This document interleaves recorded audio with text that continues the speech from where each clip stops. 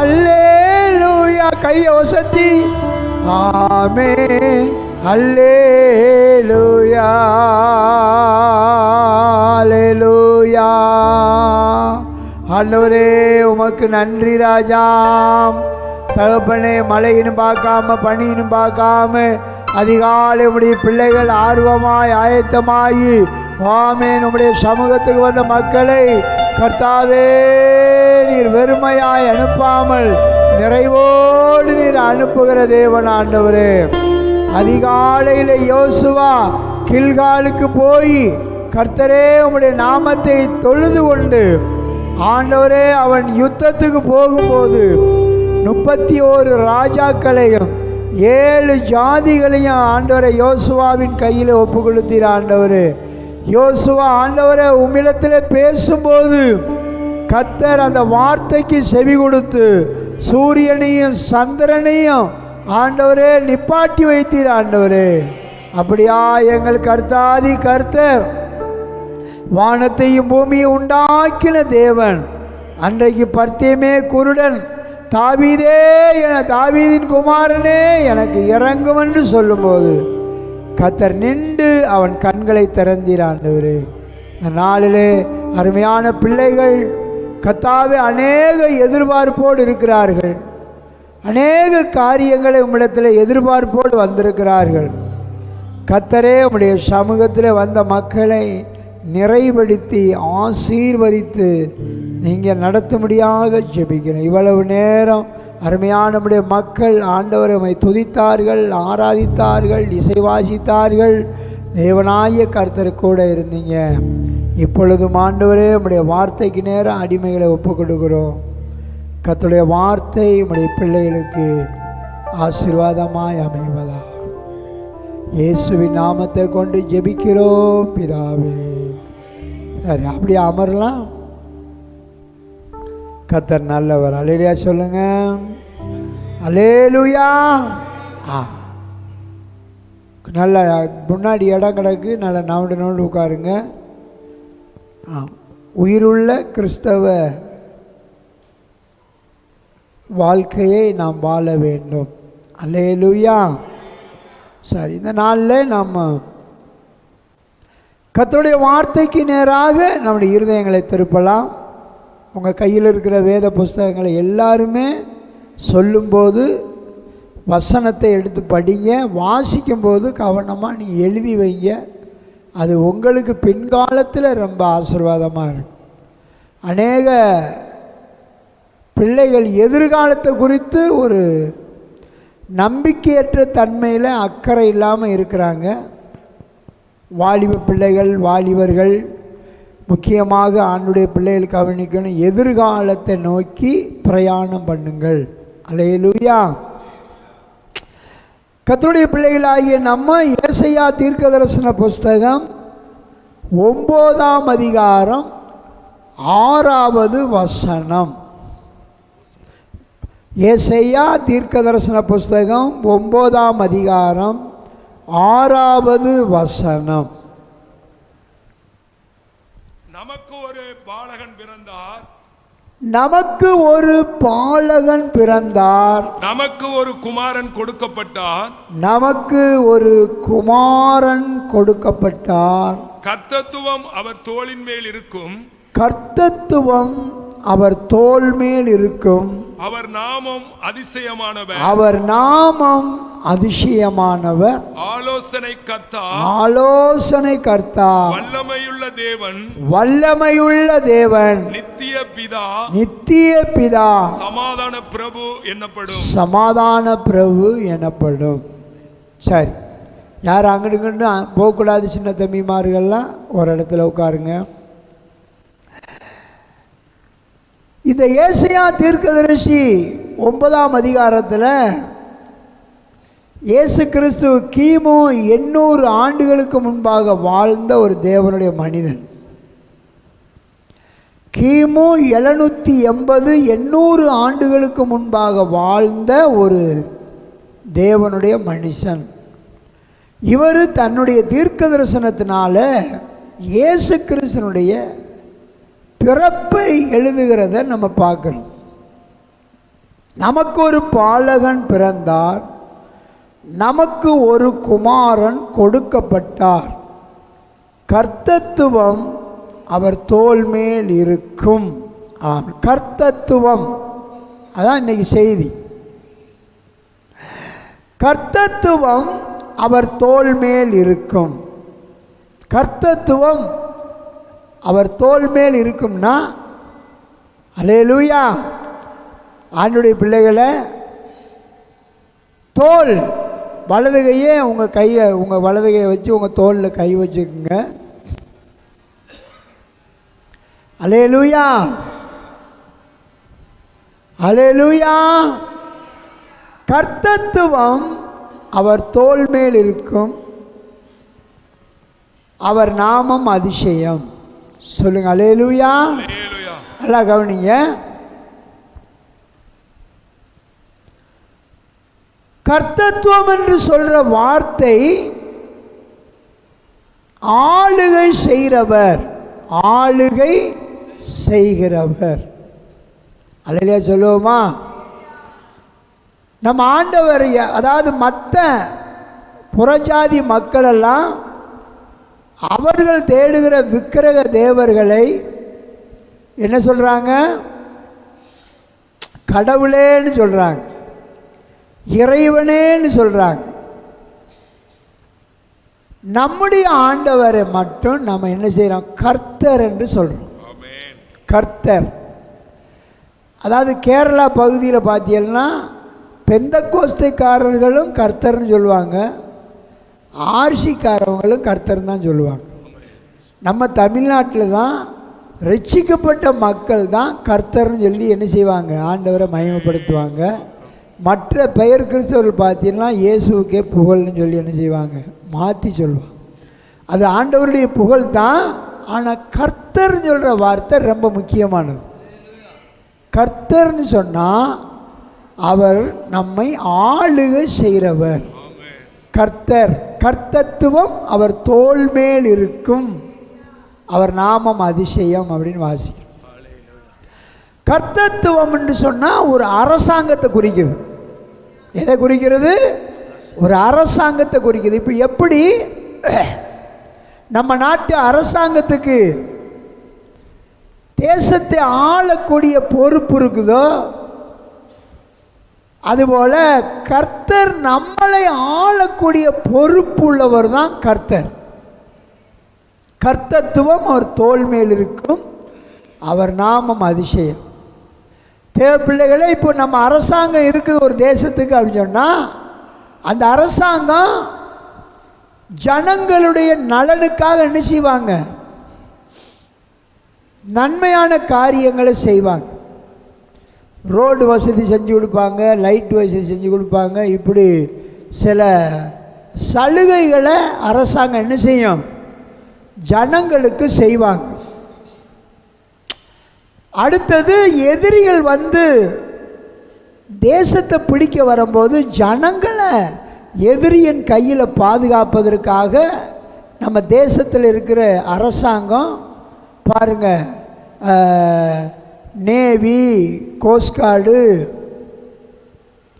CRP, reserve police, local police, இப்படிப்பட்ட அதிகாரங்களை வச்சு எதிரிகளை என்ன செய்வாங்க?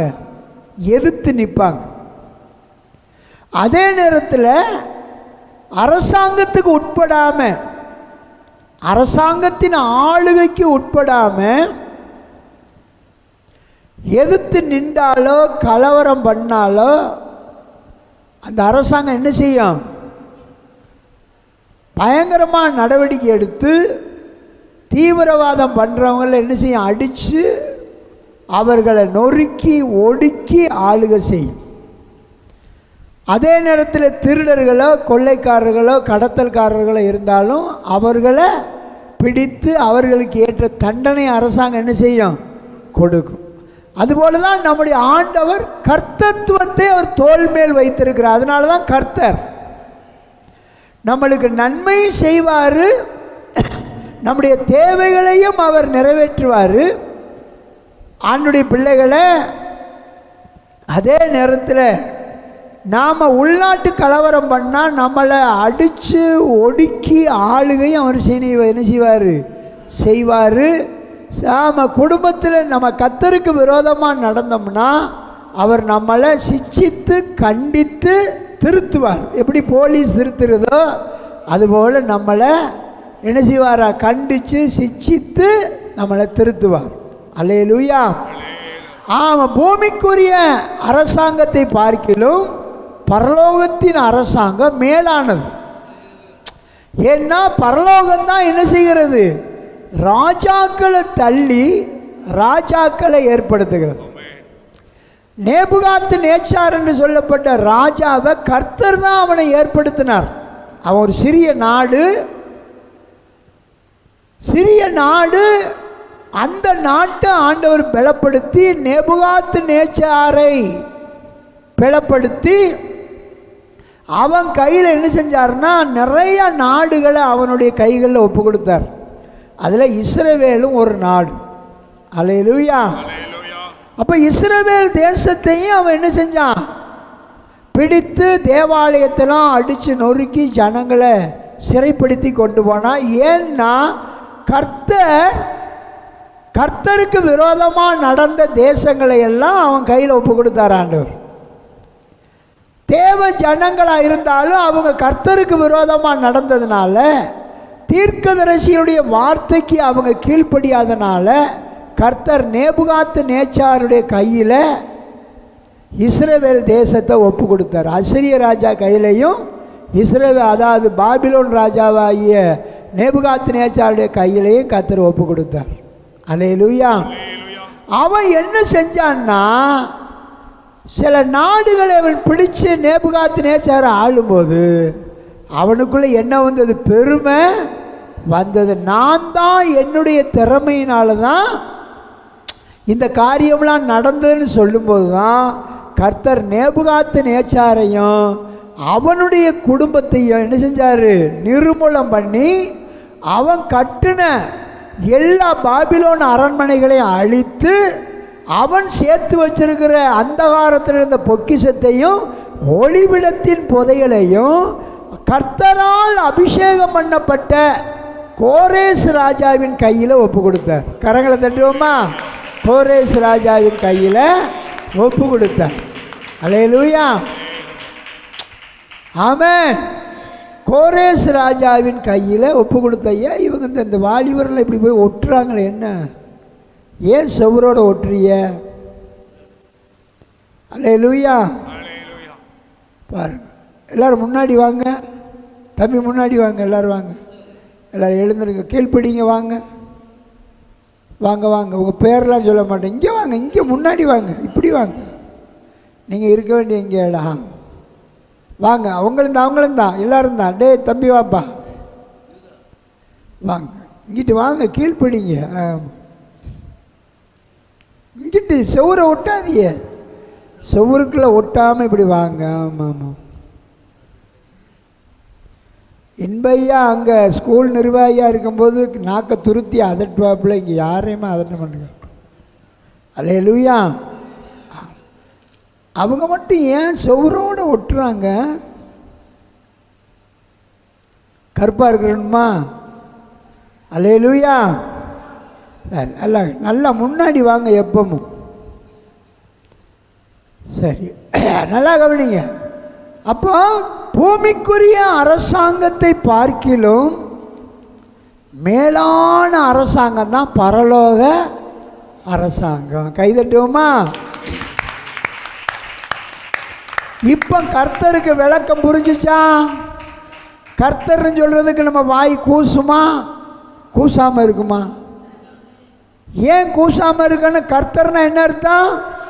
நம்மளை ஆளுகை செய்கிறவர், நம்மை விசாரிக்கிறவர், நம்மளை தேவைகளை சந்திக்கிறவர், நம்முடைய குணங்களை திருத்துறவர்.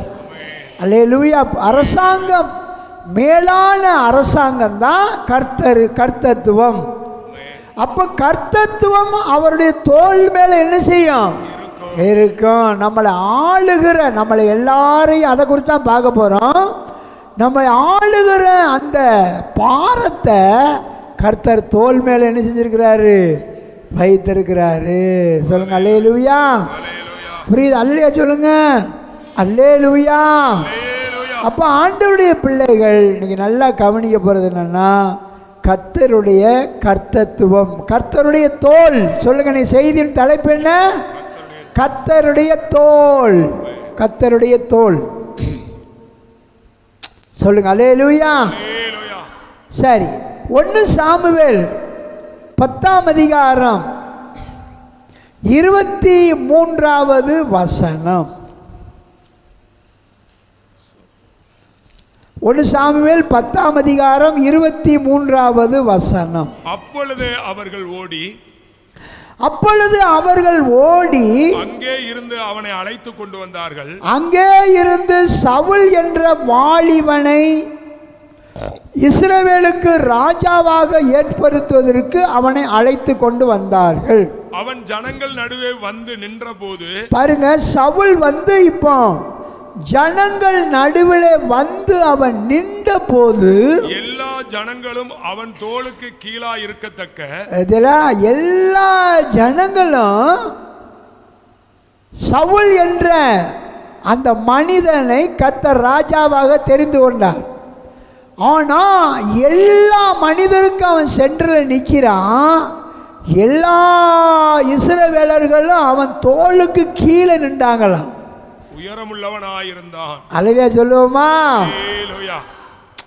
அப்போ ராஜாவா இருக்கிறவன் ஒரு மேன்மையானவன். அடுத்தது சவுல் தோல்ல என்னத்தை வைக்க போறார் ஆண்டவர்? ஆளுகை. இஸ்ரவேலை ஆளக்கூடிய ஆளுகையை வைக்க போறார்.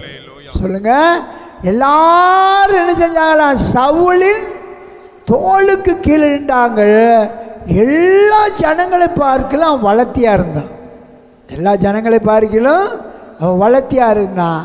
அதனால நான் வளர்த்தியா இல்லையே, நீளமா இல்லையேன்னு நீங்கள் என்ன செய்யக்கூடாது? ஆமாம், கவலைப்படக்கூடாது. அல்லேலூயா. அது மாம்ச வளர்த்தி.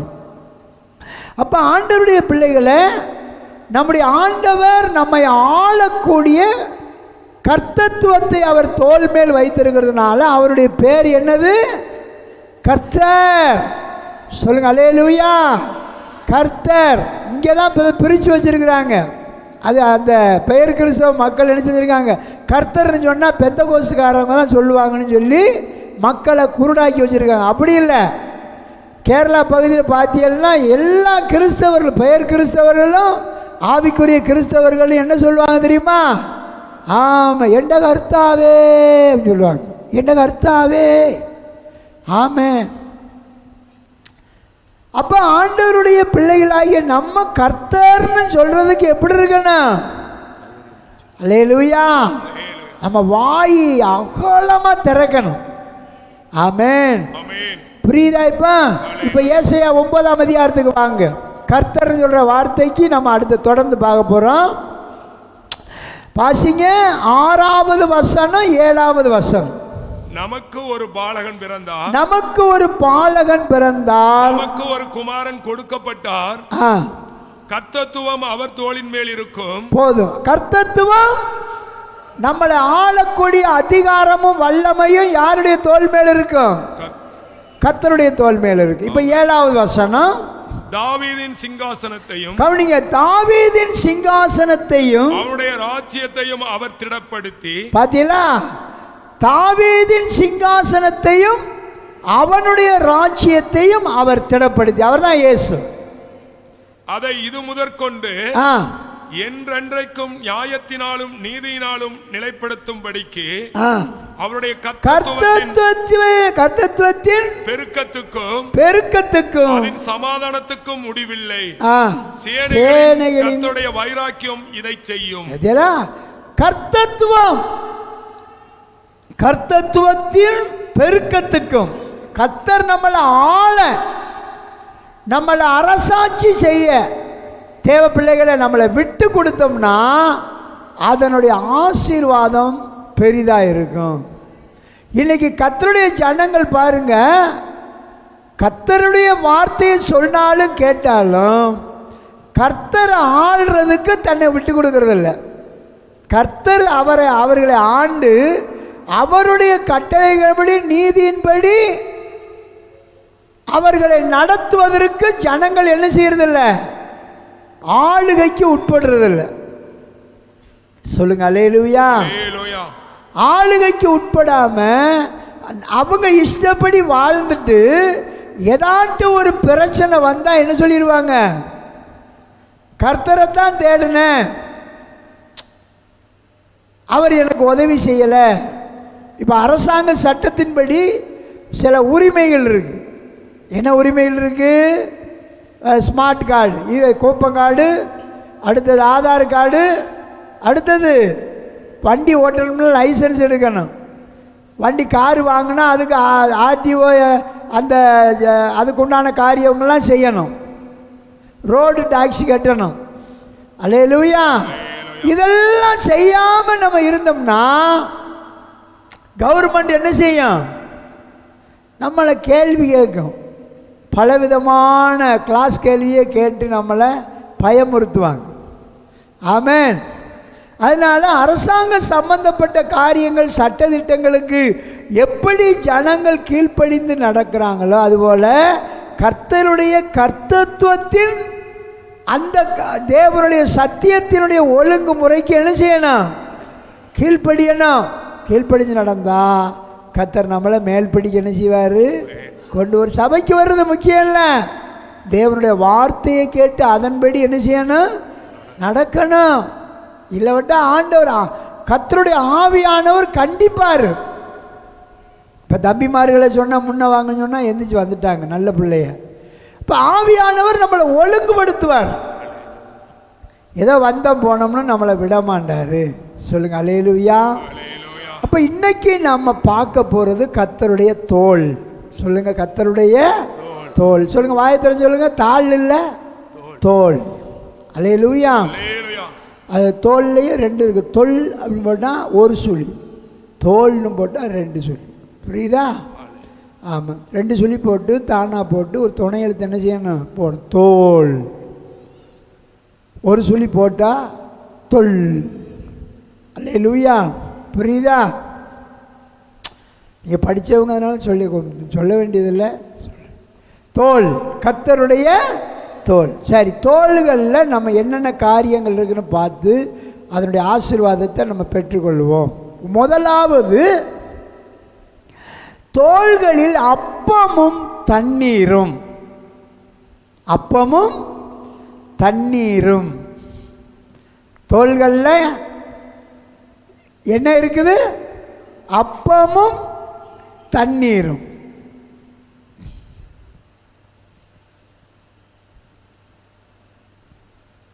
ஆதியாகமம் 21ஆம் அதிகாரம் 14வது வசனம். ஆபிரகாம் அதிகாலையில் எழுந்து, கவனி, ஆபிரகாம் எழுதிட்டீங்களா? ஆபிரகாம் அதிகாலையில் எழுந்து அப்பத்தையும் ஒரு துருத்தி தண்ணீரையும் எடுத்து ஆகாருடைய தோளின் மேல் வைத்து, ஆகாருடைய தோள் மேல் வைத்து பிள்ளையையும் ஒப்பு கொடுத்து, பிள்ளையவும் அவள் கையிலே ஒப்பு கொடுத்து அவளை அனுப்பிவிட்டான். அவளை அனுப்பிவிட்டான். போதும். அல்லையா சொல்லுவான். மீதத்தை நீங்கள் வீட்டிலே படிச்சுக்குங்க. அம்மா கவனிங்க, கர்த்தருடைய பிள்ளைகளை இங்கே கவனிங்க.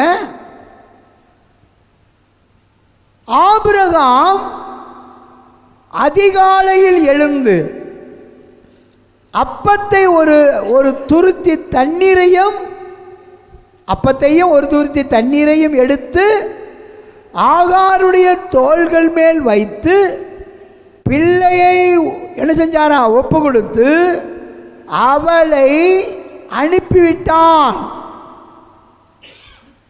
ஆபிரகாம் ஆகாருடைய தோல்ல என்ன வச்சாரு? அப்பமும் ஒரு துருத்தி தண்ணீரையும் ஒப்பு கொடுத்து ஆகார அனுப்பிவிட்டார். இப்ப ஆகாரும் பிள்ளை என்ன செய்யறாங்க? வனாந்தரத்தில் அவங்க போகும்போது தண்ணீர் என்ன செஞ்சிருது? தண்ணீரும் இல்லாம போயிருது. ஆபிரகாம் கொடுத்த அப்பமும் இல்லாம போயுது. அல்லையா சொல்லுவோமா? இங்க பாருங்க, எந்த மனுஷனையும் மனுஷியவும் நம்பி உலகத்தை நம்பி நீங்கள் இந்த உலகத்தில் நடக்க ஆரம்பித்தா நல்லா கவனிங்க, அது பாதியிலேயே அப்பம் தீர்ந்தது போல தண்ணீர் தீர்ந்தது போல என்ன செஞ்சிடும்? தீர்ந்துடும். சொல்லுங்க அல்லேலூயா. நாம கர்த்தருடைய ஆளுகைக்கு, கர்த்தத்துவத்தின் ஆளுகைக்கு நம்ம கீழ்ப்படிஞ்சு நடந்தால், சொல்லுங்க அல்லேலூயா. பாருங்க, உலக பிரகாரமான மனிதன் கொடுத்த, ஆபிரகாம் கொடுத்த அப்பமும் தண்ணீரும் ஆகாருக்கு என்ன செஞ்சிருச்சு? வனாந்தரத்தில் இல்லாமல் போயிருச்சு. தாயும் பிள்ளை என்ன செஞ்சாங்க? வனாந்தரத்தில் சாகுற நிலைமைக்கு வந்துட்டாங்க. பிள்ளை சாகுற நிலைமைக்கு வந்துருச்சு. தாயும் பிள்ளையும் சாகுற நிலைமைக்கு வந்துட்டாங்க. அங்கே கர்த்தர் ஆகாரை கூப்பிட்டு, ஆகாரே ஆகாரே ஏன் அழுகிறாய்? பிள்ளையின் சத்தத்தை கர்த்தர் என்ன செஞ்சாரு? கேட்டார் என்று சொல்லி அங்கே பிள்ளையும் தாயவும் கர்த்தர் காப்பாற்றினார். ஆபிரகாம் கைவிட்டுட்டார். அது பாதியிலேயே அந்த அப்பமும் தண்ணீர் முடிஞ்சிருச்சு. நல்லா கவனிங்க, நாம இந்த உலகத்தில் எந்த மனுஷனையும் எந்த மனுஷியவும் உலகத்தையும் நம்பி வாழ்ந்தோம்னா இடையிலேயே வனாந்தரம் என்ன செஞ்சிடும்? வந்துடும். சொல்லுங்க, ஏசாயா 33 அதிகாரம் 16வது வசனத்தை வாசிக்கலாம். ஏன்னா அவங்க கர்த்தருடைய பிள்ளைகள் உங்களுக்கு வசனங்கள் விளங்கணும், அதுக்கு தான் நான் நிறுத்தி சொல்லிட்டு வரேன். அவன் உயர்ந்த இடங்களில் வாசம் பண்ணுவான். கர்த்தர் சொல்றாரு, அவன் உயர்ந்த இடத்தில் வாசம் பண்ணுவான். கன்மலைகளின் அரண்கள் அவனுடைய உயர்ந்த அடைக்கலமாகும். கவனிய, கன்மலையின் அரண்கள் அவனுடைய உயர்ந்த அடைக்கலமாகும். அவன் அப்பம் அவனுக்கு கொடுக்கப்படும். கர்த்தரை நம்பி நீதி நேர்மையா நடந்தா, கர்த்தருடைய பிள்ளைகளே, அவன் உயர்ந்த இடத்திலே வாசமா இருப்பான். கண்மலையின் அரண் அவனுக்கு அடைக்கலமா இருக்கும். நல்லா கவனிங்க, அவனுக்குரிய அப்பம் என்ன செய்யப்படும்? அவனுக்கு கொடுக்கப்படும். அவன் தண்ணீர் அவனுக்கு நிச்சயமாய் கிடைக்கும். இதெல்லாம் ஆகாரத்தை பாருங்க, ஆகார் ஆபிரகாம் வச்ச அந்த தண்ணீரையும் அந்த அப்பத்தையும் தோல்ல சுமந்துட்டு வந்தா பாதியிலேயே அது என்ன செஞ்சிருச்சு? இல்லாம போய் பிள்ளையும் தாயும் சாகுற நிலைமைக்கு வந்துட்டாங்க. முகத்தை பார்த்து பக்கத்தில் பார்த்து சொல்லுங்க, மனுஷர்களை நம்பாதிய, உலகத்தை நம்பாத. அல்லேலூயா. கர்த்தரை நம்பி வா, கர்த்தரை நம்பி ஓடு. அல்லேலூயா. பாருங்க, யாத்திரை ஆகமம் 25 அதிகாரம் 23 அதிகாரம் 25வது வசனத்தையும் படிக்கலாம். உங்கள் தேவனாகிய கர்த்தரையே சேவிக்க கவனிங்க, உங்கள் தேவனாகிய கர்த்தரையே சேவிக்க கடவீர்கள். அவர் உன் அப்பத்தையும் உன் தண்ணீரையும் ஆசீர்வதிப்பார். இதெல்லாம் உன் தேவனாகிய கர்த்தரையே நீ என்ன செய்யணும்? சேவிக்க கடவீர்கள். சேவிக்க கடவி. என்ன? அவர்தான் பிரதம மந்திரி, அவர்தான் உலக ஜனாதிபதி, அவர்தான் பரலோக கவர்மெண்ட். சொல்லுங்க அல்லேலூயா. அவர்தான் நம்மளை ஆளுகை செய்கிற மகா மகா மகா மகா ராஜா. சொல்லுங்க, அது ஆங்கிலத்தில் அழகா இருக்கு, கிங் ஆப் கிங். நம்ம ஆண்டவர் யாரு? கிங் ஆப் கிங், ராஜாதி ராஜா. கைதட்டுங்க, ராஜாதி ராஜா. சொல்லுங்க அல்லேலூயா. பாருங்க, பாருங்க, நீ உன் தேவனாய கர்த்தரையே சேவிக்க கடவாய். யாத்திராம 23-25 அழகா எழுதப்பட்டிருக்கு. பாருங்க, உன் அப்பமும் உன் தண்ணீரையும் அவர் என்ன செய்வார்? ஆசீர்வதிப்பார். சொல்லுங்க அல்லேலூயா. பாருங்க, நம்ம ஆண்டவர் நமக்கு அப்பமும் தண்ணீரும் குறையாமல் இருப்பதற்காக அவர் தோளிலே சிலுவையை சுமந்தார். சொல்லுங்க அல்லேலூயா. யோவான் 6 அதிகாரம் 35வது வசனம், ஜீவ அப்பம் நானே, என்னிடத்தில் வருகிறவன் ஒரு கால் என்ன செய்ய மாட்டான், பசி அடையான். வாசிங்க அந்த வசனம் 35, யோவான் 6:35. இயேசு அவர்களை நோக்கி ஜீவ அப்பம் நானே. இதெல்லாம் உங்க வாழ்நாளெல்லாம் ஜீவிய காலமெல்லாம் போஷித்து நடத்துகிற ஒரு அப்பம் யாருன்னா ஆண்டவராய் இயேசு. ஜீவ அப்பம் நானே, என்னிடத்தில் வருகிறவன் ஒரு காலும் பசி அடையான். அல்லேலூயா. என்னிடத்தில் வருகிறவன் ஒரு காலும் பசி அடையான். என்னிடத்தில் விசுவாசமாய் இருக்கிறவன் ஒரு காலும் தாகமடையான். தண்ணீர் அப்பம் பாருங்க. ஆபிரகாம் அப்பத்தையும் தண்ணீரையும் ஆகாரின் தோல்ல வச்சு அனுப்பிட்டார், நீ எங்கிட்டாட்டு போய் பொழைச்சிக்கன்னு சொல்லிட்டு. அல்லேலூயா. ஆனா அந்த தண்ணீர், அப்பமும் தண்ணீரும் பாதி வழியிலே என்ன செஞ்சிருச்சு, இல்லாம போயிருச்சு. மறுபடியும் ஆண்டவர் தண்ணீர், ஜீவ தண்ணீரை கொடுத்து அவர்களை பாதுகாக்கிறார். ஆனா நம்ம யாரை நம்பணும்? ஆபிரகாமை நம்ப கூடாது. கர்த்தராகிய தேவன் தெளிவா பேசுறார் ஜனங்களோட, இஸ்ரவேல் மக்களோட. யோவான் ஸ்நானகன் சொல்றார், ஆபிரகாம் எங்களுக்கு தகப்பன் என்று சொல்லிக் கொள்ளாதீர்கள். ஆபிரகாமுக்கு இந்த கல்லிலிருந்து பிள்ளையை உண்டாக்க தேவனால கூடும். அல்லேலூயா. மனம் திரும்புதலுக்கு ஏற்ற கனியை கொடுங்கன்னு சொல்றார். சொல்லுங்க அல்லேலூயா. ஆண்டவருடைய பிள்ளைகளை ஆண்டவராய் இயேசு கிறிஸ்து யூதர்கள் சொல்றாரு, ஆபிரகாம் என்னாலை பார்க்க ஆசையா இருந்தான், அவன் கண்டு களி கூர்ந்தான். சொல்லுங்க அல்லேலூயா. ஆண்டவருடைய பிள்ளைகளே, நம்முடைய ஆண்டவராய் இயேசு கிறிஸ்து அவர் தோளில் நம்மளை வைத்திருக்கிறார். நம்மளை ஆளக்கூடிய கவர்மெண்ட், அரசாங்கம் அவர்தான். கைதறி சொல்லுங்க, இயேசுதான். சொல்லுங்க அல்லேலூயா, அல்லேலூயா.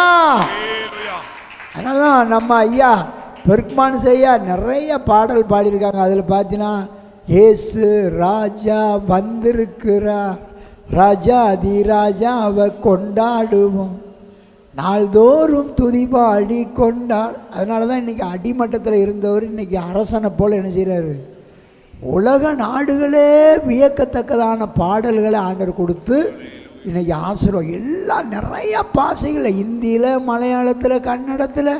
அண்ணா அல்லேலூயா. அப்போ ஆண்டவர் இன்னைக்கு அவரை உயர்த்தி வச்சிருக்கிறாருன்னா யாருடைய அரசாங்கத்துக்கு உட்பட்டு நடக்கிறாரு? எந்த அரசாங்கத்துக்கு? மேலான கவர்மெண்ட், மேலான அதிகாரத்துக்கு கீழ்பட்டு இருக்கிறார். அதனால கர்த்தர் அவரை உயர்த்துறார். நம்மள யாருடைய? அல்லேலூயா. மேலான அரசாங்கம். அல்லேலூயா.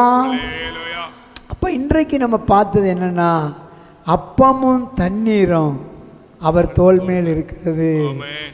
இரண்டாவதாக தோள்களின் மேல் திறவுகோல். தோள்களின் மேல் திறவுகோல். ஏசாயா 22 அதிகாரம் 22வது வசனம். ஏசாயா 22 வசனம் வாசிங்க பாப்போம். தாவீதுடைய வீட்டின் திறவுகோலை அவன் தோளின் மேல் வைப்பேன், ஒருவரும் பூட்டக்கூடாதபடிக்கு அவன் திறப்பான், ஒருவனும் பூட்டக்கூடாதபடிக்கு அவன் திறப்பான், ஒருவரும் திறக்க கூடாதபடிக்கு அவன் பூட்டுவான். அவர்தான் இயேசு. ஆமென். தாவீதின் வீட்டின் திறவுகோலை அவன் தோள் மேல் வைப்பேன். பாருங்க, ஒருவரும் பூட்டக்கூடாதபடி அவன் திறப்பான். இருக்குதா? பிலதெல்பியா சபையை பார்த்து ஆண்டவர் என்ன சொல்றார்? 3ஆம் அதிகாரத்தில் 6, 7, 8 வசனங்கள்ல பிலதெல்பியா சபைக்கு சொல்லுகிறார் ஆவியானவர், உனக்கு கொஞ்சம் பலன் உள்ளவனாயிருந்தும் என் நாமத்தை மறுதலிக்காதபடினாலே இதோ உனக்கு முன்பாக திறந்த வாசலை வைத்திருக்கிறேன். ஆண்டவர் சொல்றாரு பிலதெல்பியா சபையை பார்த்து, தாவீதின் திறவுகோலை உடையவரும் ஒருவரும் பூட்டக்கூடாதபடி திறக்கிறவரும். அல்லேலூயா. பாருங்க, கொஞ்சம் பலன் இருந்தாலும் என் நாமத்தை நீ மறுதலிக்காம என் வசனத்தை கை கொண்டு நடக்கிறபடினாலே இதோ உனக்கு முன்பாக திறந்த வாசலை வைக்கிறே. சொல்லுங்க அல்லேலூயா. அப்ப ஆண்டவராய் இயேசு கிறிஸ்துவினுடைய தோல்ல என்ன இருக்கு? ஆமென். நீங்க எந்தெந்த வாசல், நிறைய சாவி இருக்கு அவர்கிட்ட, நிறைய திறவுகோல் இருக்கு. சரி, பெரிய பணக்கார வீட்டு அம்மாவை பார்த்தா இடுப்பில் நிறைய திறவுகோல் தொங்கப்பட்டிருப்பாங்க. பெரிய பணக்கார முதலாளியை பார்த்தா ஏன் நிறைய திறவுகோல் வச்சிருப்பார். ஒவ்வொரு ரூமுக்கு ஒரு திறவுகோல் வச்சிருப்பார். அதுபோல உங்க வாழ்க்கையில் இங்க பாருங்க, ஒருவேளை திருமண தடையா இருக்கிற வாசலை திறக்கணுமா? ஒருவேளை வாங்கின கடனை கொடுக்க முடியாதபடி அடைக்கப்பட்ட வாசலை திறக்கணுமா? ஒருவேளை காலம் முழுவதும் சாபம் சாபம் சாபம், அந்த வாசலை திறக்கணுமா? சந்தோஷ வாசலை திறக்கணுமா? சமாதான வாசலை திறக்கணுமா? ஆண்டுடைய பிள்ளைகளை நல்ல வீடு வாசலை கட்டுறதுக்கு வாசல் அடைக்கப்பட்டிருக்குதா? அந்த வாசலை திறக்கிறதுக்கு தாக்கோல், தாக்கோல்னா சாவி, திறவுகோல் ஆண்டுடைய தோல்ல இருக்கு. அதை குறிப்பா கேட்கணும். அப்பா, என் புருஷன் குடிச்சு குடிச்சு என் வீட்டை நாசப்படுத்துறான், என் பிள்ளைகள் தாந்தோண்டித்தனமா தெரிகிறார்கள், என் பிள்ளைகளுக்கு ரட்சிப்பின் வாசலை திறவுங்கள், ரட்சிப்பின் வாசலை திறவுங்கள். அவன் ஆண்டவர் சாவியை கொடுப்பார், இந்தா திறந்துக்க. அல்லேலூயா சொல்லுங்க. ஆண்டுடைய பிள்ளைகளே, கணவன் ஒரு பெரிய பணக்கார கணவன் மனைவி மேல அவ்வளவு ரொம்ப பாசமா இருக்கார், மனைவி மேல அவ்வளவு நேசமா இருக்கிறாருன்னு வச்சுக்கோங்க.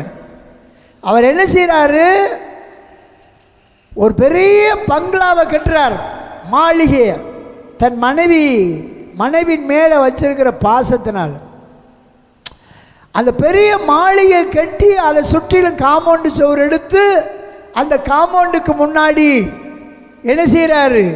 ஒரு சலவை கல்லில், ஆமாம் கருங்கல்லில் மனைவி பேரை வெட்டி அவர் சொல்கிறார், மனைவியின் பேரை வச்சு அவங்க ஒரு பேர் அரளம்மாள்னு வைங்களேன், இருளம்மா இல்லை அரளம்மாள்னு வைங்க, இல்லை விட்டால் நல்ல ஒரு அருமையான ரெபேக்கால் அம்மாள்னு வைங்க. மனைவி பேர் போட்டிருப்பார், ரெபேக்கால் அம்மா இல்லம், அடுத்தது அருளம்மா இல்லம். இப்படி போட்டு என்ன செய்வார்னா, வீடு திறப்புல வரும்போது வீட்டை திறந்து சாவியை ஆட்ட கொடுப்பாரு, தன் மனைவி கையில் கொடுத்துருவார். என்ன கழுத்தை தொங்க போட்டியா? இவர் பாருங்க கழுத்து. அல்லேலூயா. அன்பான கணவன் தன் மனைவிக்கு எப்படி ஒரு மாளிகை கட்டி வச்சானோ, அந்த வீட்டுக்கு உண்டான சாவி, ஒவ்வொரு ரூமுக்கு உண்டான சாவி, தலைவாசல் சாவி, எல்லாம் கொல்லவாசல் சாவி, எல்லாத்தையும் ஒரு வளையத்தில் தொங்க விட்டு கொடுத்துருவார். இந்தாப்பா, இது இனிமே உனக்கு தான் இந்த வீடு சொந்தம். அல்லேலூயா.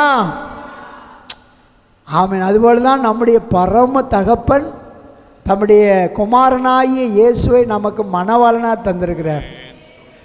எந்த சபை பரலோகத்தை நோக்கி மணவாளனை நோக்கி, எந்த சபை மணவாளனை, இயேசுவாகிய மணவாளனை மகிமைப்படுத்துகிறதோ, எந்த சபை மணவாளனாகிய இயேசுவுக்கு கற்புள்ள கன்னிகையா இருக்கிறதோ, இயேசுவே போதும் என்று எந்த சபை, எந்த மணவாட்டியின் சபை இயேசுவை எதிர்நோக்கி புத்தி உள்ள கன்னியா இருக்கிறதோ, அந்த சபைக்கு ஆண்டவர் திறந்த வாசலை கொடுப்பார். அந்த சபைக்கு ஆமென் திறவுகோலை ஆண்டவர் கொடுப்பார். தாக்கோலை கர்த்தர் கொடுப்பார். மணவாளனை பிரியப்படுத்தணும். அதிகாலையில் எழுந்து மணவாளனுடைய பாதத்தில் உட்காரணும்.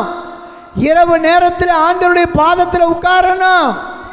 மணவாளனை பிரியப்படுத்தணும். அல்லேலூயா. நம்ம ஜெபத்தில், வேத வாசிப்பில், ஆண்டவருடைய ஊழியத்தை 10ல் ஒரு பகுதியை எடுத்து அவருடைய ஊழியத்தை தாங்கிறதுல, ஏழைகளுக்கு எளியவர்களுக்கு நம்ம கொடுக்கறதுல உற்சாகமாக இருந்தோம்னா, தேவ பிள்ளைகளே, அந்த மணவாளன் நினைச்சுவார், இந்தா வச்சுக்க தாக்கோல், இந்தா வச்சுக்க சாவியன்னு சொல்லுவார். பேதுரு என்ன செஞ்சார் தெரியுமா? ஆண்டவராய் இயேசு கிறிஸ்துவை பார்த்து, நீர் ஜீவனுள்ள தேவனுடைய குமாரனாய கிறிஸ்து என்று சொன்னதுக்காக ஆண்டவர் சொல்றாரு, ஆமென், பேதுருவே, இது மாம்சமும் ரத்தமும் வெளிப்படுத்தல, பிதாவே இது வெளிப்படுத்தினாரு. இந்த வாங்கிக்க. மத்தேயு 16:19 எழுதப்பட்டிருக்கு, பரலோக ராஜ்யத்தின் திறவுகளை உனக்கு கொடுக்கிறேன். பரலோக ராஜ்யத்தின் திறவுகளை உனக்கு கொடுக்கிறேன். அந்த திறவுகளை வச்சு இங்க பாருங்க, பேதுரு முதல் பிரசங்கம் பண்ணினாரு, 3000 பேர் ரட்சிக்கப்பட்டாங்க. 2வது பிரசங்கம் பண்ணாரு, அந்த திறவுகளை வைத்து 5000 பேர் ரட்சிக்கப்பட்டாங்க. 3வது அந்த திறவுகளை வைத்து பிரசங்கம் பண்ணினாரு, அற்புத அடையாளங்கள் நடந்தது. ஜனங்கள் பேதுரு நிழல் பட்டவங்களெல்லாம் சுகமடைந்தாங்க. திரளான ஆண்களும் பெண்களும் ரட்சிக்கப்பட்டாங்க. சொல்லுங்க அல்லேலூயா. ஆண்டவரிடத்தில் கேளுங்க, அப்பா, நான் ஆத்துமாக்களை ஆதாயம் பண்ணக்கூடிய திறவுகளை தாரும். ஆண்டவரை ஏழைகளுக்கு எளியவர்களுக்கு ஊழியங்களுக்கு கொடுக்கக்கூடிய அந்த திறவுகளை எனக்கு தாரும். திறவுகளை தாங்கப்பான்னு கேட்கணும். ஆண்டவரிடத்தில் நிறைய திறவுகள் இருக்கிறது. சொல்லுங்க அல்லேலூயா. ஆமென். தாவீதின் வீட்டின் திறவுகோலை அவன் தோள் மேல் வைப்பேன். ஆண்டவர் சொன்னார் வெளிப்படுத்தல் 1:18, நான் மரித்தேன், உயிர்த்தேன், சதா காலம் உயிரோடு இருக்கிறேன், மரணத்துக்கும் பாதாளத்துக்கும் உரிய திறவுகோலை உடையவனாக இருக்கிறேன். ஐயா, ரொம்ப முக்கியமான பகுதி. ஆண்டவரிடத்தில் மரணத்துக்கும் பாதாளத்துக்கும் உரிய திறவுகோலை வச்சிருக்கிறார். தேவ ஜனமே, நீ உண்மையா நீங்க நடந்தீன்னா, உண்மையான பரலோக அரசாங்கத்துக்கு அவருடைய ஆளுகையின் கர்த்தத்துவத்துக்குள்ள நீங்க நடந்தா, அந்த மேகத்துக்கு கீழாக, ஆமென், சமுத்திரத்தின் வழியா இஸ்ரவேல் ஜனங்கள் ஞானஸ்தானம் பெற்று கரையேறி வந்தார்கள். கர்த்தர் அவர்களை இரவும் பகலும் மேக ஸ்தம்பமா அக்னி ஸ்தம்பமா இருந்து நடத்தினாரு. பரலோக தூதர்கள் சாப்பிடக்கூடிய மன்னாவினால் அவர்களை போஷித்தார். சொல்லுங்க அல்லேலூயா. தேவ பிள்ளைகளே, நம்முடைய ஆண்டவர் நம்மளை ஆளுகை செய்கிறவர். உங்களுக்கு என்ன திறவுகோல் வேணும்? எந்த வாசல் உங்களுக்கு திறக்கப்படாமல் கிடக்கிறது? நல்லா உபவாசம் போட்டு தேவ சமூகத்தில் கண்ணீர் வடித்து கேளுங்க, ஆண்டவரே இந்த திறவுகோலை எனக்கு தாரும் என்று கேளுங்க. கர்த்தரிடத்தில் பெரிய காரியங்களை கேளுங்க, பெரிய காரியங்களை கர்த்தருக்கு செய்யுங்க. சொல்லுங்க அல்லேலூயா. ஆமென். ஆண்டவருடைய பிள்ளைகளாகிய நம்ம கர்த்தரிடத்தில் கேட்டு பெற்றுக்கொள்ள வேண்டும். மூன்றாவது திறவுகோல் தோள்களின் நன்மை. தோள்களில் என்ன இருக்குது? நன்மை. தோள்களில் நன்மை குறிச்சுக்குங்க, அப்பதான் நல்லா இருக்கும்.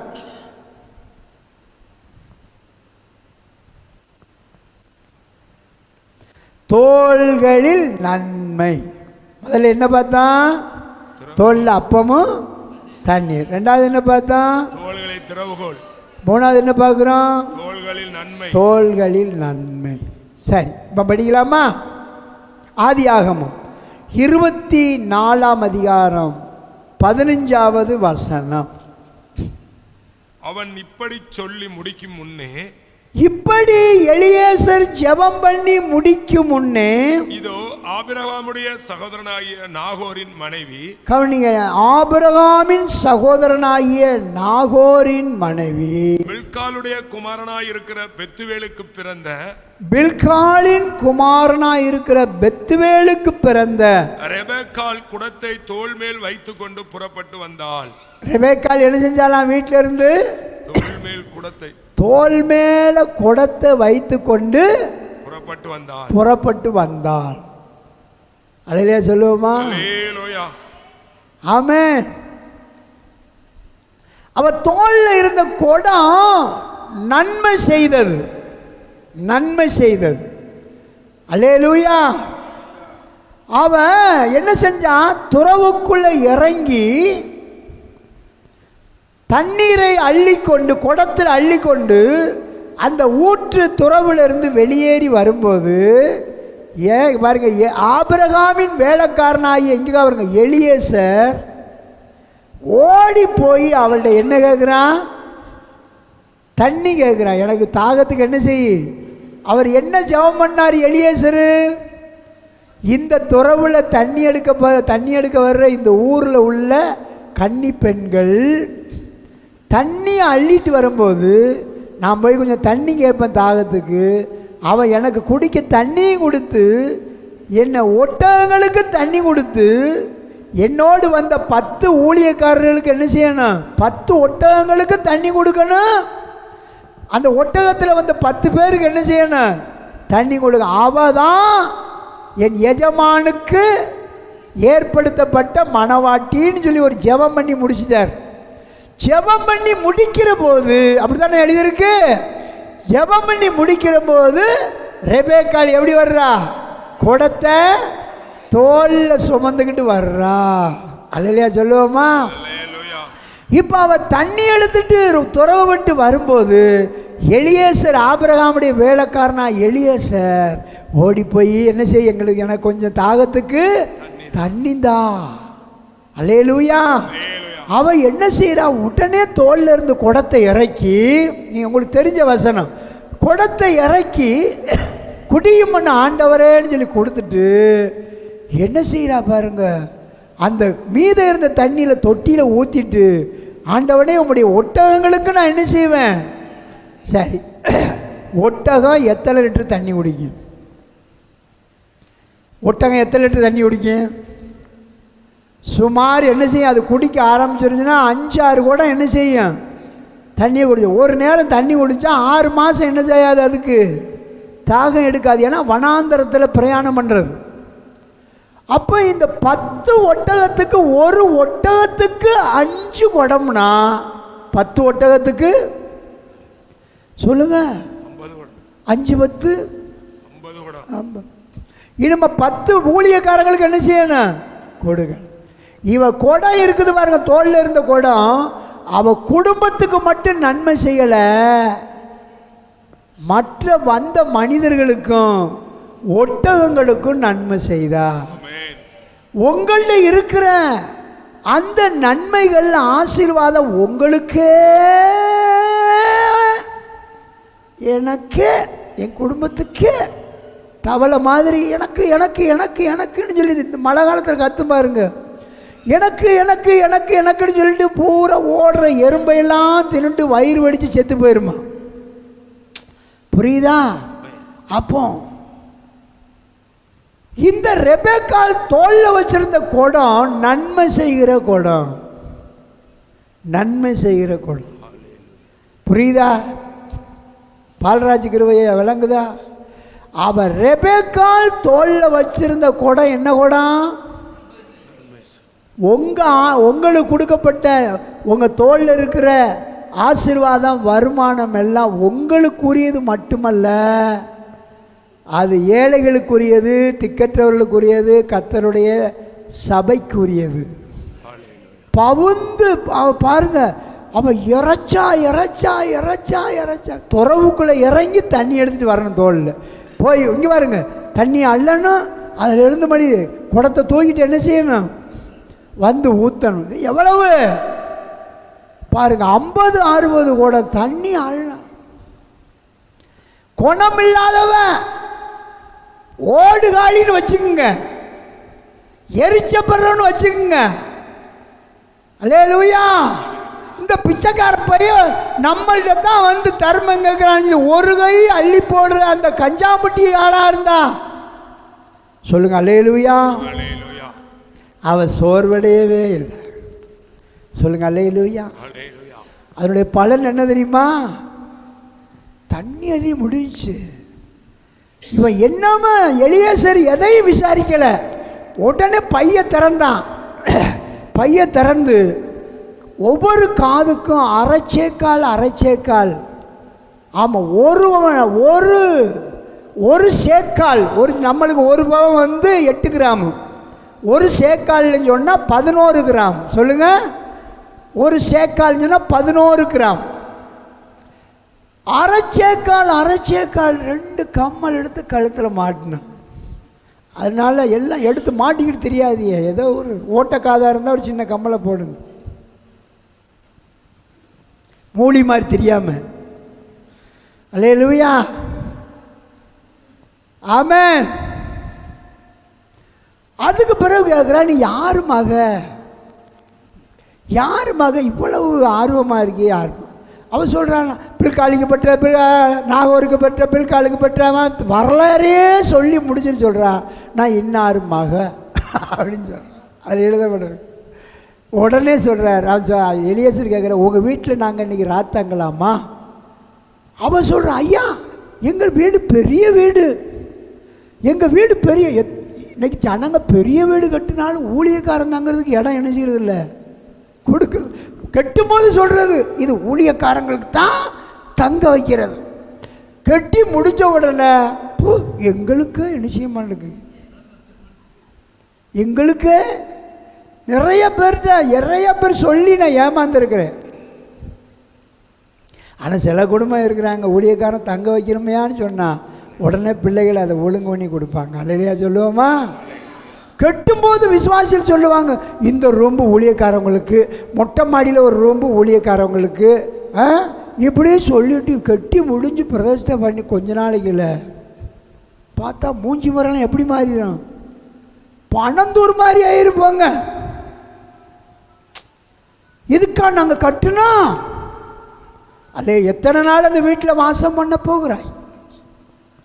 அல்லேலூயா.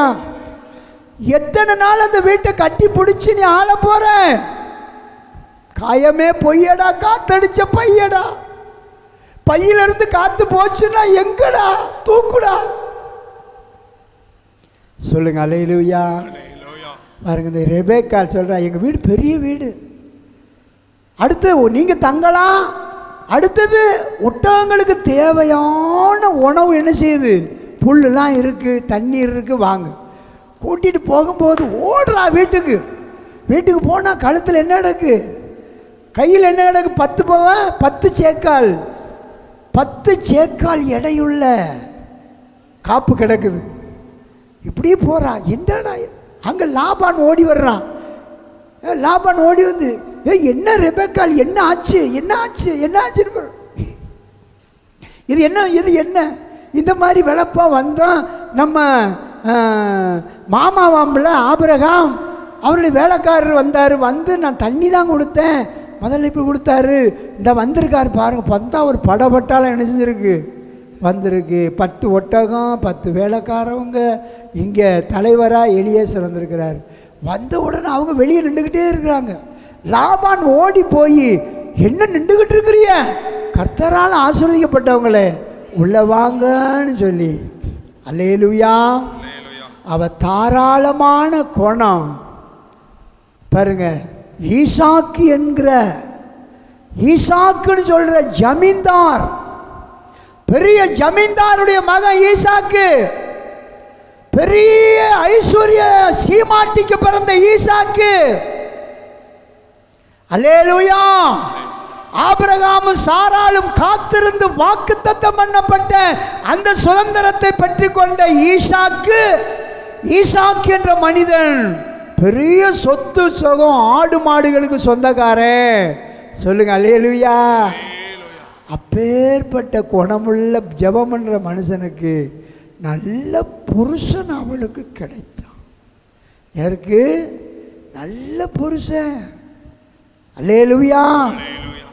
பாருங்க, ரெபேக்காள் நன்மை செய்கிறவளாய் அவள் தோள் மேலே குடத்தை வச்சிருந்தா. சொல்லுங்க, என் தோளில் இருக்கிற குடம் நன்மை செய்கிற குடம். கரங்களை தேடி சொல்லுங்க, நன்மை செய்கிற குடம். சொல்லுங்க அல்லேலூயா. ஆமென். தோள் மேலே நன்மை இருந்தது. அது மாத்திரமல்ல, தாவீது சொல்றார், கர்த்தர் மேல் உன் பாரத்தை வைத்து விடு, அவர் உன்னை ஆதரிப்பார். நீதிமானை அவர் ஒருபோது என்ன செய்ய மாட்டாரு? 1 பேதுரு 5:7 பேதுரு சொல்றாரு, அவர் உங்களை விசாரிக்கிறவர் ஆனபடினால் உங்கள் கவலைகள் எல்லாம் அவர் மேல வைத்து விடுங்கள். சங்கீதம் 138:8 எழுதப்பட்டிருக்கு, கர்த்தர் எனக்காக யாவையும் செய்து முடிப்பார். சங்கீதம் 37:4 எழுதப்பட்டிருக்கு, கர்த்தரிடத்திலே மனமகிழ்ச்சியாயிரு, அவர் உன் இருதயத்தின் வேண்டுதலை உனக்கு அருள் செய்யும். எவ்வளவு நல்ல ஆண்டவர் பத்தியெல்லாம். அதனால மத்தேயு சுவிசேஷம் 11:28 எழுதப்பட்டிருக்கு பாருங்க, வருத்தப்பட்டு பாரம் சுமக்கிறவர்களே எல்லாரும் என்னிடத்துல வாங்க, நான் உங்களுக்கு இளைப்பாறுதலை தருவேன். இளைப்பாறுதல் தருகிற ஆமென் தோல் தான் நம்முடைய ஆண்டவராகிய தோல், கர்த்தராகிய இயேசு கிறிஸ்துவுடைய தோல்.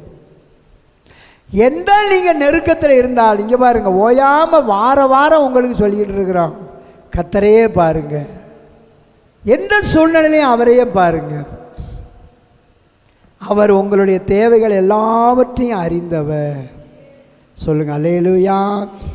4வது தோல்ல இருப்பது பெயர். தோள்களில் பெயர். நம்முடைய பெயர்லாம் எங்க இருக்கு தெரியுமா? ஆண்டவராய் இயேசு கிறிஸ்துடைய தோல்ல இருக்கிறது. இயேசு கிறிஸ்து நம்ம பேரை தோல்ல வச்சிருக்கிறார். பழைய ஏற்பாட்டில் யாத்திரையாகமம் 28 வசனம்.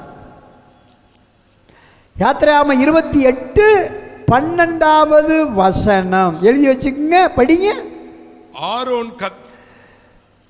ஆரோன் கர்த்தருக்கு முன்பாக தன் 2 தோள்களின் மேலும், கவனிங்க, தன் 2 தோள்களின் மேலும் இஸ்ரவேல் புத்திரரின் நாமங்களை ஞாபகக்குறியாக சுமந்து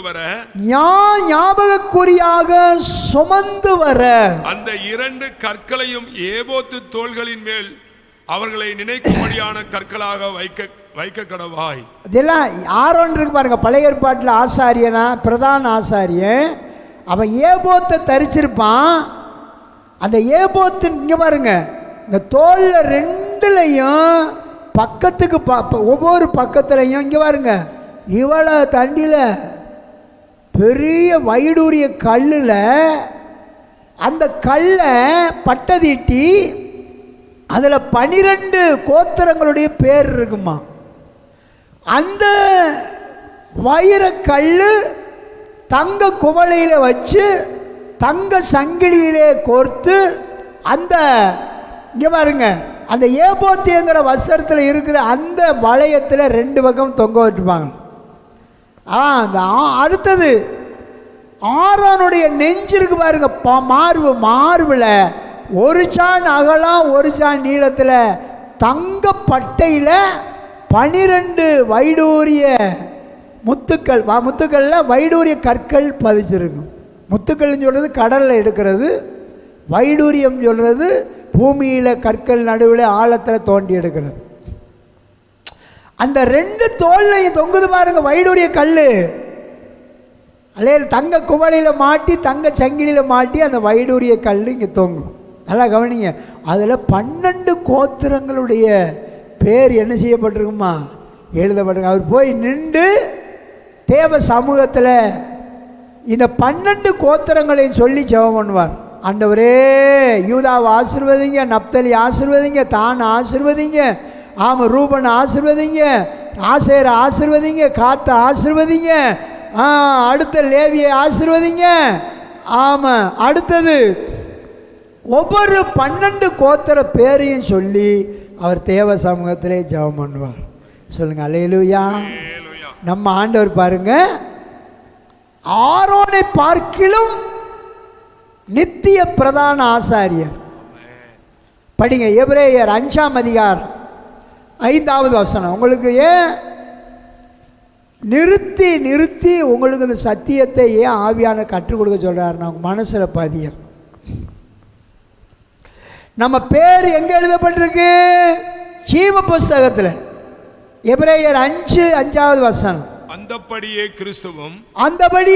கிறிஸ்துவும் பிரதான ஆசாரியர் ஆகிறதற்கு தம்மை தாமே உயர்த்தவில்லை. பாருங்க, பிரதான ஆசாரியன் ஆவதற்கு இயேசு தம்மை தாமே உயர்த்தவில்லை. நீர் என்னுடைய குமாரன், நீர் என்னுடைய குமாரன், இன்று நான் உம்மை ஜெனிப்பித்தேன் என்று அவரோடு சொன்னவரே அவரை உயர்த்தினார். அல்லேலூயா சொல்லுங்க.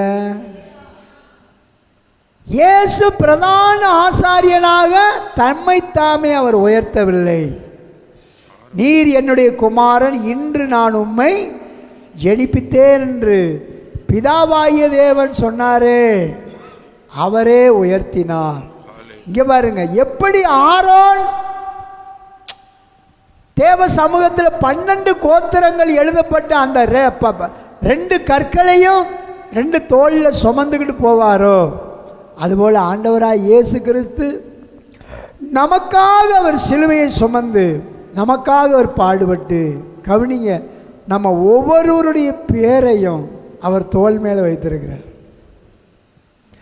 என்னைக்கு நீங்கள் நானும் மனம் திரும்பி முழுகி ஞானஸ்தானம் பெற்று கர்த்தருடைய சமூகத்தில் பரிசுத்தாய் பெற்று அவருடைய பிள்ளையா மாறுறோமோ, நம்ம பேர் ஜீவ புஸ்தகத்துக்கு போயிடும். படிங்க ரோமர் 8ஆம் அதிகாரம். நமக்காக அவர் பிதாவின் சமூகத்தில் 34வது வசனம். நமக்காக ஆக்கினைக்குள்ளாக தீர்க்கிறவன் யார்? கிறிஸ்துவே மரித்தவர். கவனிங்க, கிறிஸ்துவே மரித்தவர், அவரே எழுந்தும் இருக்கிறவர், அவரே தேவனுடைய வலது பாரிசத்திலும் இருக்கிறவர். கவனிங்க, அவரே தேவனுடைய வலது பாரிசத்திலும் இருக்கிறவர், நமக்காக வேண்டுதல் செய்கிறவரும் அவரே. எப்படி ஆரோன் எப்படி தேவ சமூகத்தில் 12 கோத்திரத்துக்காக அவர் தேவ சமூகத்தில் நின்றார், அதுபோல நம்முடைய ஆண்டவராய் இயேசு கிறிஸ்து இங்கே பாருங்க, நம்ம எல்லாருடைய பேரையும் அவர் தோள் மேலே சுமந்து கொண்டு நிற்கிறார். ஏசாயா 40:26 எழுதப்பட்டிருக்கான், அவர் நட்சத்திரங்களை எல்லாம் பேர் சொல்லி அழைக்கிறார். ரட்சிக்கப்பட்ட கர்த்தருடைய பிள்ளையே, நீனும் நானும் தேவனுடைய பார்வையில நட்சத்திரங்கள், ஸ்டார். அல்லேலூயா. அவர் கையில பாருங்க, வெளிப்படுத்தல் எழுதப்பட்டிருக்கு, அவர் வலது கையில 7 நட்சத்திரங்களை ஏந்தி கொண்டிருந்தார். சொல்லுங்க, நெஞ்சில கை வச்சு, நான் கர்த்தருடைய கையில அலங்காரமான கிரீடம், என் தேவனுடைய கரத்தில் நான் ராஜமுடி, அவர் என்னை நட்சத்திரமா பார்க்கிறாரு. ஆபிரகாம் அப்படி சொல்றாரா, உன் சந்ததியை வானத்து நட்சத்திரங்களை போல. அந்த சந்ததி தான் இயேசு. அந்த இயேசுவின் இரத்தத்தால் மீட்கப்பட்டவர்கள் எல்லாருமே பரலோகத்துக்குரிய சந்ததிகள். 3 சந்ததி சொல்றாரு ஆபிரகாம்கிட்ட, கடற்கரை மணலை போல, பூமியின் தூளை போல, வானத்து நட்சத்திரங்களை போல. கடற்கரை மணல்னா பாருங்க யூதர்கள், பூமியின் தூள்னா இஸ்மாவேலர்கள், வானத்து நட்சத்திரம்னா மனம் திரும்பி ரட்சிக்கப்பட்ட தேவ ஜனங்கள். இயேசு. சொல்லுங்க அல்லேலூயா. அன்னுடைய பிள்ளைகளை நம்ம ஆண்டவர் நம்ம எல்லாம் பேர் சொல்லி அழைத்திருக்கிறார்.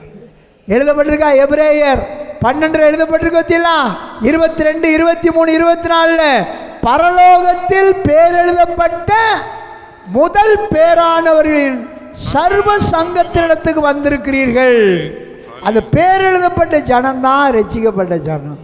சொல்லுங்க அல்லேலூயா. பக்கத்தில் பார்த்து சொல்லுங்க, நீங்களாம் நட்சத்திரம். எஸ்தர்னா நட்சத்திரம், ஸ்டார், நட்சத்திரம். முகத்தை பார்த்து சொல்லுங்க, நட்சத்திரம். மூஞ்சி உம்மன்னு வச்சுக்கிட்டு தெரியாதிய ஒன்றும் போட்டில் தொழில் நடந்தா சிரிக்கிறது. தொழில் வரலைன்னா அப்படியே மாங்காம இது அது என்ன முடிச்சு சொல்லுங்க. அல்லேலூயா. பணந்தூர் மாதிரி ஆயிடும். எப்போது எப்படி இருக்கணும் உங்கள் முகம்? எப்படி இருக்கணும் உங்கள் முகம்? ஸ்டார், நட்சத்திரமாக இருக்கணும். ஏதாட்டும் ஒன்று சொன்னால் அப்படி என்ன செய்யக்கூடாது, மூஞ்சியை காட்டக்கூடாது. நல்லா ஸ்டாராக இருக்கு. நம்ம ஆண்டுடைய பிள்ளைகள் யார்? ஞானஸ்தானம் பெற்றவங்க இருக்கிறீல்ல? அல்லேலூயா. ஞானஸ்தானம் பெறலைனாலும் உங்களை நட்சத்திரமாக ஆண்டவர் பட்டை திட்டிகிட்டு இருக்கிறார். ஐடூரியம் தான் அவங்கள எடுத்து கொண்டு வந்து பட்டை திட்டுறார். வசனம்ங்கிற அறத்தினால் என்ன செய்கிறாரு? பட்டை திட்டுறார். தீட்டி தீட்டி அவர் முகத்தை உங்களுக்குள்ள கொண்டு வர கர்த்தர் நடத்துறாரு. சொல்லுங்க அல்லேலூயா சொல்லுங்க. நம்முடைய பேர் யோவான் 10ஆம் அதிகாரம் 3வது வசனம்.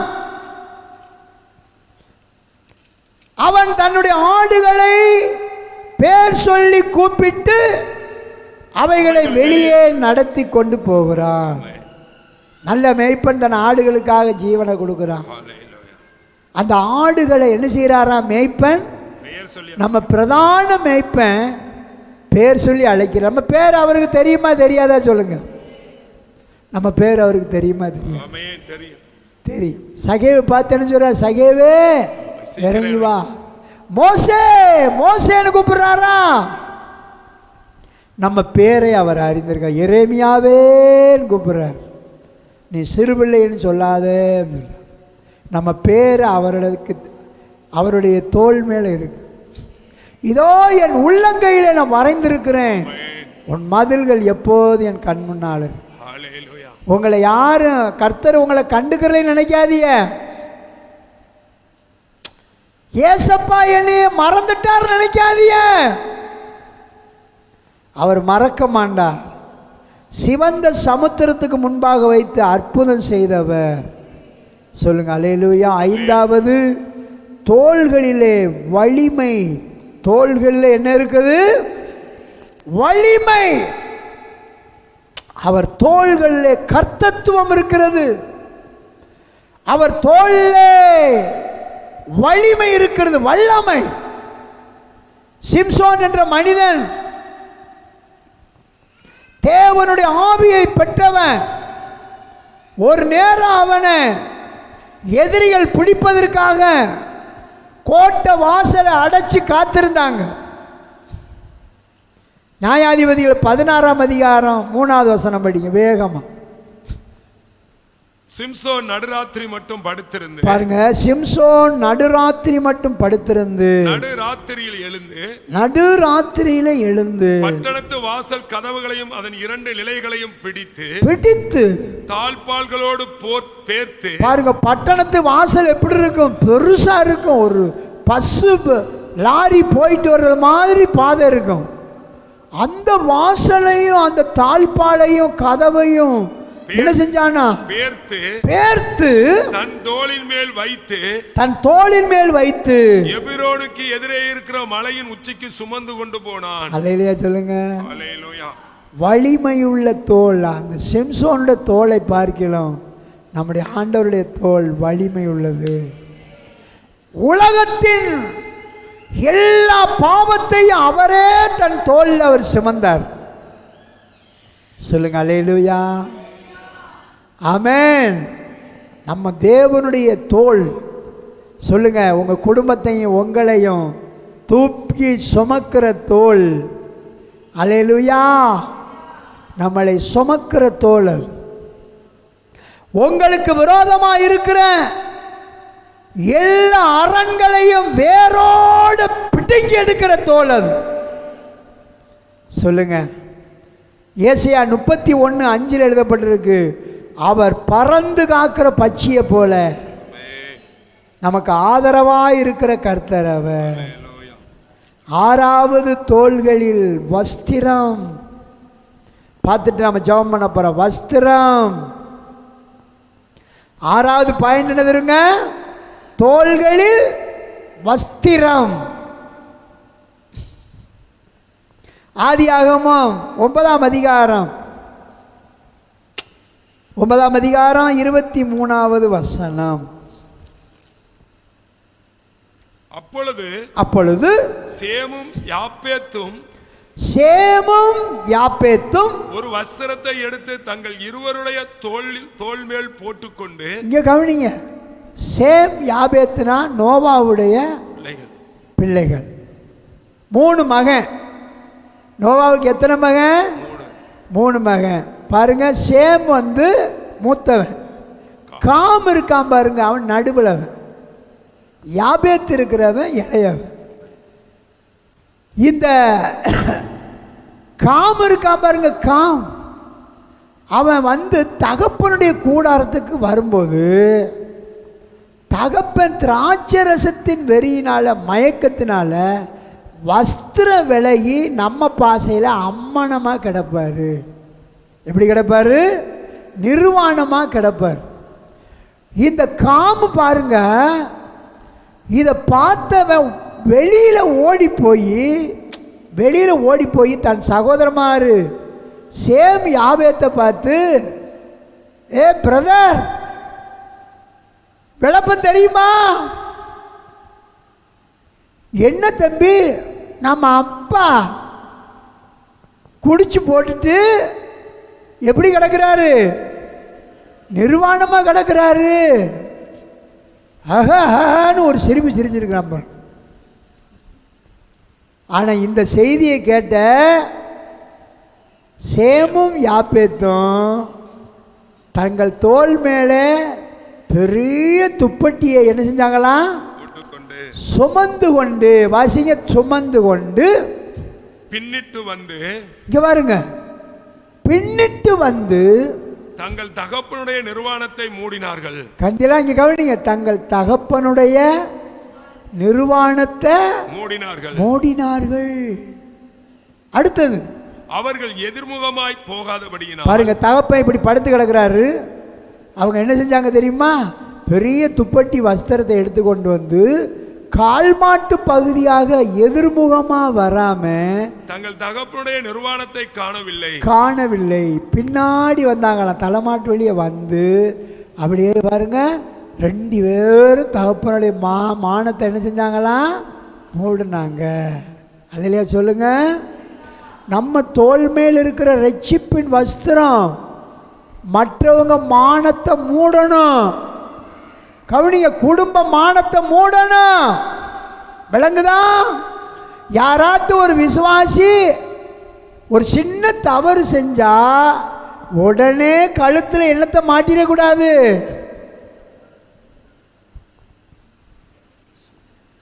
மாட்டி தெரியுமா? அந்த ஊழியக்காரர் உளுந்து போயிட்டார், அந்த விசுவாசி உளுந்து போயிட்டாங்க. ஒரு ஊழியக்காரர் மாடியிலிருந்து படியில் இறங்கும்போது தவறி விழுந்துட்டார். அப்போ எல்லாம் சொல்லிட்டாங்க, பாஸ்டரையா கீழே விழுந்துட்டாரு. அவ்வளோ அந்த தீயா பரவிருச்சு. பாஸ்டர் விழுந்துட்டாராம். தவறாக போயிருச்சு. ஒரு ஊழியக்காரர், ஒரு தேவனுடைய மனுஷன் ஏதோ ஒரு வகையில் கீழே விழுந்துட்டார். இன்னொரு ஊழியக்காரருக்கு கோபம் வந்துருச்சு. இந்த பாஸ்டர் எப்படி கீழே விழலாம்? இந்த காரியத்தை ஏன் செய்யலாம்? நான் இதை என்ன செய்ய போகிறேன்? புஸ்தகத்தில் எழுதி அந்த ஆளை அவமானப்படுத்த போகிறேன். அப்போ இவர் நைட்டில் படுத்து கிடக்கும்போது ஆண்டவர் பேசினாரா, ஏ ஊழியக்காரா, நீ அந்த ஊழியக்காரனை குற்றப்படுத்தி நீ நோட்டீஸ் எழுத போறியா? கேவலப்படுத்த போறியா? ஓ மக எவனோடையாட்டும் ஓடி அவன் தப்பு செய்து நிறமாத கற்பனியாக அவன் வீட்டுக்கு வந்தால் நோட்டீஸ் அடிப்பியா? நீ அவன் மக பேரை போட்டு என் மகன் ஓடிட்டான் அப்படின்னு சொல்லி நீ பேர் போட்டு புஸ்தகத்தில் எழுதுவியான்னு கேட்டாங்க. உட்காந்து எழுந்திரிச்சு அழுக ஆரம்பிச்சிட்டான். ஆண்டவரே என்னை மன்னிச்சிருக்கு, நான் இந்த பாவத்தை என்ன செய்ய மாட்டேன். உங்கள் தோளில் இருக்கிற ரட்சிப்பின் வஸ்திரம், எலியாவின் தோளில் இருந்த ரட்சிப்பின் வஸ்திரம் எலிசாவை தட்டி எழுப்பியது. ஹல்லேலூயா! இரட்டிப்பான வரம். தேவ ஜனமே, நீங்கள் நானும் தரித்திருக்கிற வஸ்திரம் மற்றவங்க மானத்தை மூடணும். என்ன எழுதப்பட்டிருக்கு? 2 பேரும் சேமும் யாபேத்தும் எதிர்முகமாக போகாம. அப்படின்னா என்ன?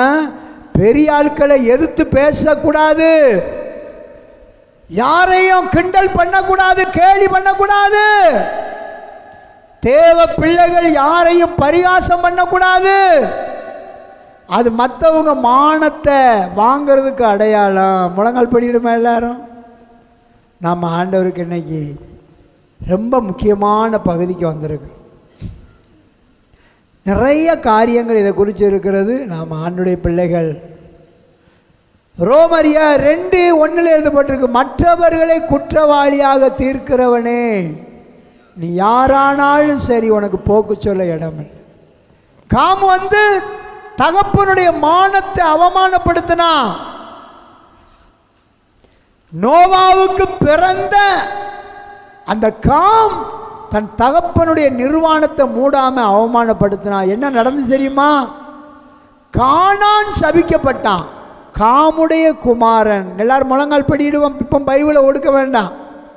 நல்லா எல்லாரும் முழங்கால் படிட்டு 2 கையை உயக்க தூக்கி ஆண்டவருக்கு நேராக கர்த்தரை நோக்கி நம்ம பார்ப்போம். ஆண்டுடைய பிள்ளைகளை, தேவ ஜனமே, ஆண்டுடைய பிள்ளையே, ஆபிரகாம் ஆகார் தோளில் வைத்த அப்பமும் தண்ணீரும் ஒரு குறிப்பிட்ட எல்லையோட முடிந்தது. தாயும் பிள்ளையும் அனாதையானார். எல்லாரும் ஆபிரகாம் சாராலே கைவிட்டாலும், அல்லேலூயா சொல்லுங்க, கர்த்தர் ஆமென் ஆகாரை நான் காண்கிற தேவனை கண்டேன் என்று சொன்னான். பிள்ளையவன் தாயவன் கர்த்தர் போஷித்தா. நம்முடைய தேவன் ஆபிரகாமிலும் பெரியவர். சொல்லுங்க, யோனாவிலும் பெரியவர், யாக்கோப்பிலும் பெரியவர். சொல்லுங்க அல்லேலூயா. தேவாலயத்திலும் பெரியவர், உலகத்தில் இருக்கிறதும் பெரியவர். சொல்லுங்க, நெஞ்சில் கை வச்சு சொல்லுங்க, எனக்குள்ள இருக்கிற இயேசு பெரியவர்.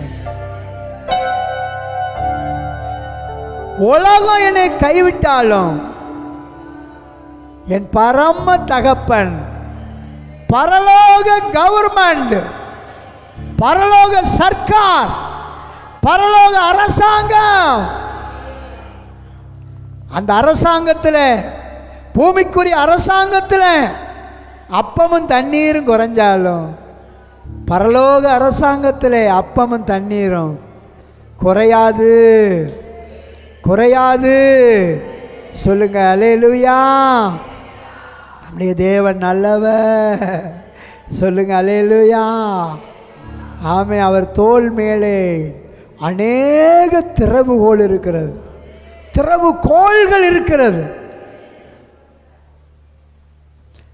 அரசாங்கம் ஒரு பெரிய தொழிற்சாலை, கம்பெனி, பேங்க் எல்லாம் கட்டி ஆயத்தப்படுத்தி அந்த சாவியை ஒரு பொறுப்பாளர் கையில் கொடுப்பாங்க, மேனேஜர் கையில்.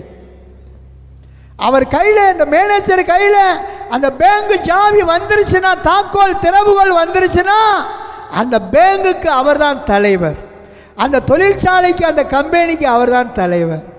ஆண்டுடைய பிள்ளைகளை, உங்களுக்குன்னு ஒரு திறவுகோல் இருக்கிறது. அந்த திறவுகோலை கேளுங்கள். ஆண்டவர் உங்களை எஜமாட்டியாக, எஜமானானாக பார்க்கிறார். சொல்லுங்க அல்லேலூயா. கொஞ்சம் பலன் இருந்தாலும் விடாம பிடிங்க.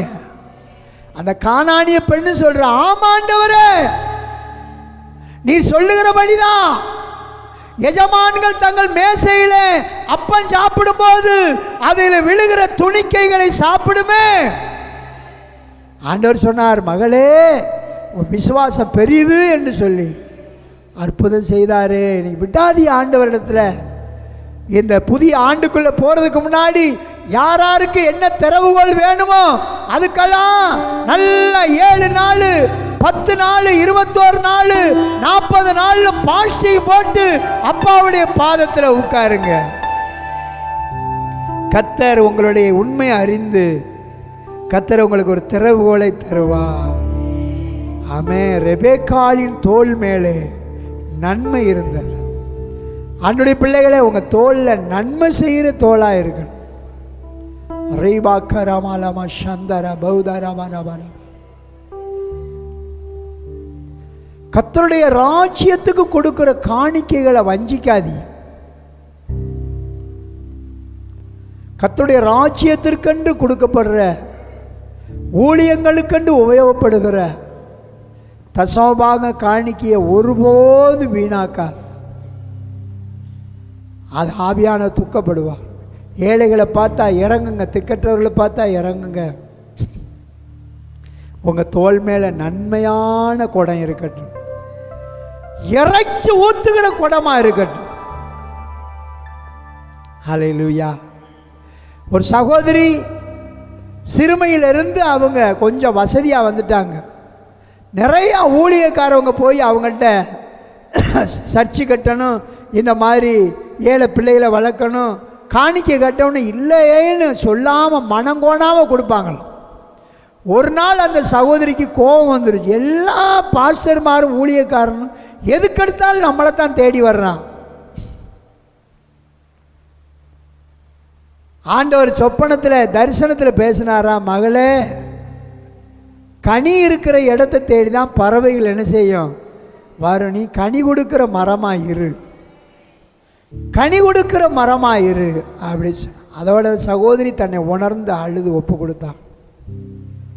ஆண்டவருடைய பிள்ளைகளே, எந்த ஊழியக்காரவங்க தேவ சமூகத்தில் இருந்து வந்தான் அவங்கள வெறுமையை அனுப்பாதி, உற்சாகமாக இருங்க.